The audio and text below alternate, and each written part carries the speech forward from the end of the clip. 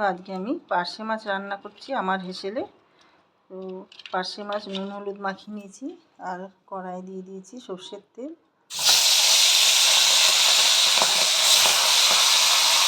আমি মাছগুলো ভেজে দেব।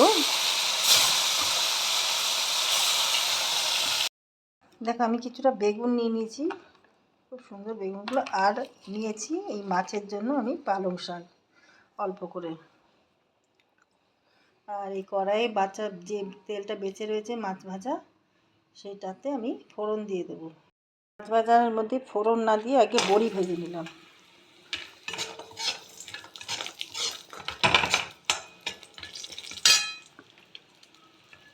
বড়িগুলো ভেজে নেব।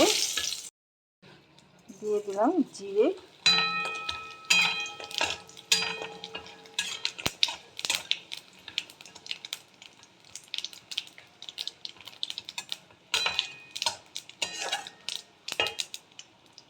বড়িগুলো ভাজা হয়ে গেছে, দিয়ে দেবো বেগুন,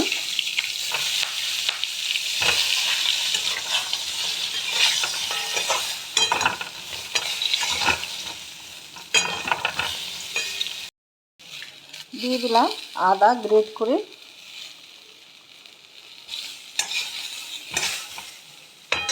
আচ্ছা এবার দিয়ে দেবো পালং শাক,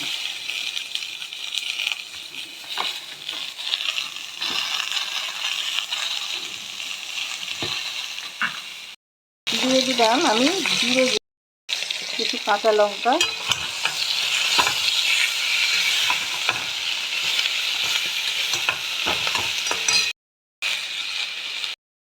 দিয়ে দিলাম পরিমাণ বুঝে নুন, একটু গুড় দিয়ে দিলাম,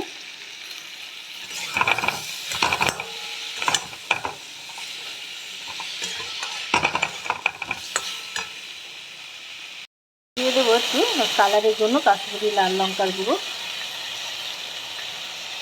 এবার আমি দিয়ে দেবো জল। হেলদি অ্যান্ড টেস্টি একটা মাছের ঝোল, একদম সাধারণ ঘরোয়া রান্না।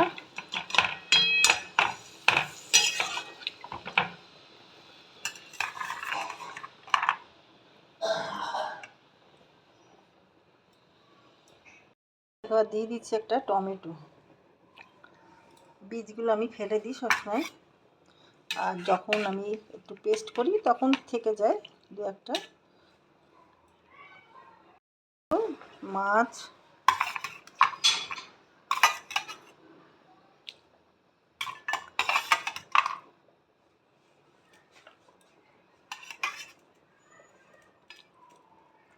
আর যে বড়িগুলো ভাজলাম সেইগুলো দিয়ে দিলাম।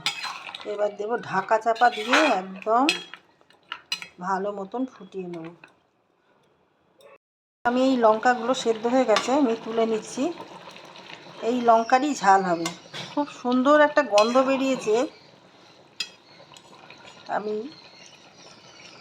এপারে গন্ধ পাচ্ছি, তোমাদের তো আর শোকাতে পারছি না। দুর্দান্ত স্বাদ, এই রকমভাবে ঝোল বানালে দারুণ লাগে খেতে।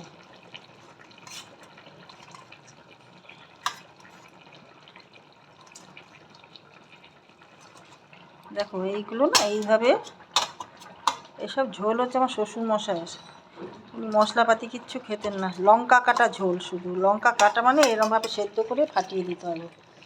আর একটা গোটা লঙ্কা ওনার ভাতের সঙ্গে চাই।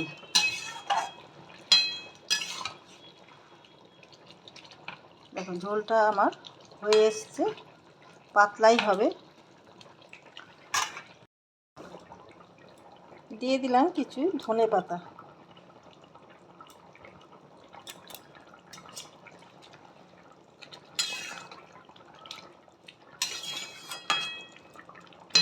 এবার আমি নামিয়ে ফেলবো। দেখো পার্শে মাছের পাতলা ঝোল, একদম সাধারণ ঘরোয়া ঝোল, ভীষণ উপকার এই ঝোল খাওয়া, মশলাপাতি কিচ্ছু নেই। তোমাদের কেমন লাগলো জানাতে ভুলো না। ইউটিউব থেকে দেখলে আমার চ্যানেলটা সাবস্ক্রাইব করে দিও, বেল আইকনটা ক্লিক করলেই আমার নোটিফিকেশানগুলো তোমাদের কাছে পৌঁছে যাবে। যা যা ভিডিও করব সবার আগে তোমরা দেখতে পাবে। আর ফেসবুক থেকে যারা দেখো পেজটা ফলো করে দিও। ভিডিওটা এখানেই শেষ করলাম। Thank you.